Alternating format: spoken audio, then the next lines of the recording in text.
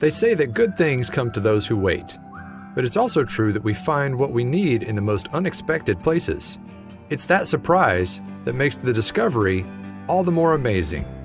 One woman's story is making people smile all over the world for this very reason. Even at the most devastating place imaginable, her mother's funeral, a surprise was able to change everything for her. When a stranger walked into the church, she was taken aback. Then, an incredible thing happened.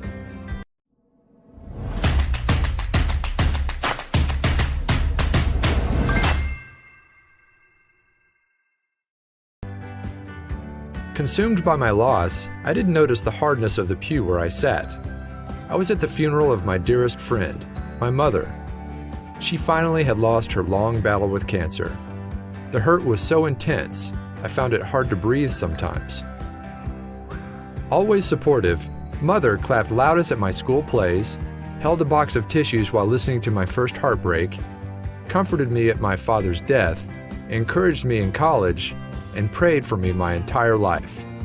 When Mother's illness was diagnosed, my sister had a new baby, and my brother had recently married his childhood sweetheart. So it fell on me, the 27-year-old middle child without entanglements, to take care of her. I considered it an honor. What now? I asked, sitting in church. My life stretched out before me as an empty abyss. My brother sat stoically with his face toward the cross while clutching his wife's hand. My sister sat slumped against her husband's shoulder. Also deeply grieving, no one had noticed I sat alone. My place had been with our mother, preparing her meals, helping her walk, taking her to the doctor, seeing to her medication. Now she had moved on. My work was finished, and I was alone. I heard a door open and slam shut at the back of the church. Quick footsteps hurried along the carpeted floor. An exasperated young man looked around briefly and then sat next to me. He folded his hands and placed them on his lap.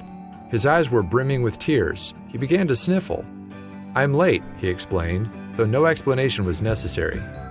After several eulogies, he leaned over and commented, "Why do they keep calling Mary Margaret?"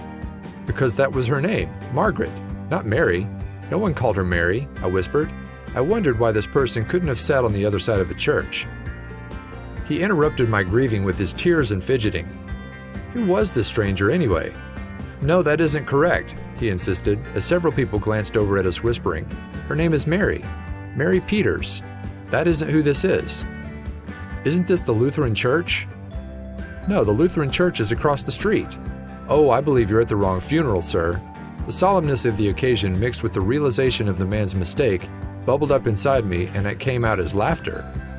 I cupped my hands over my face, hoping it would be interpreted as sobs. The creaking pew gave me away.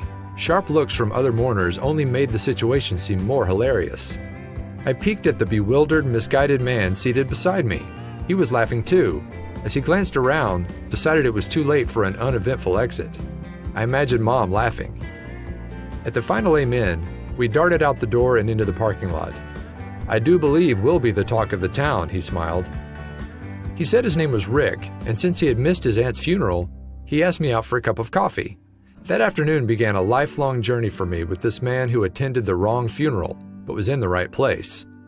A year after our coffee date, we were married at a country church. This time we both arrived at the same church, right on time.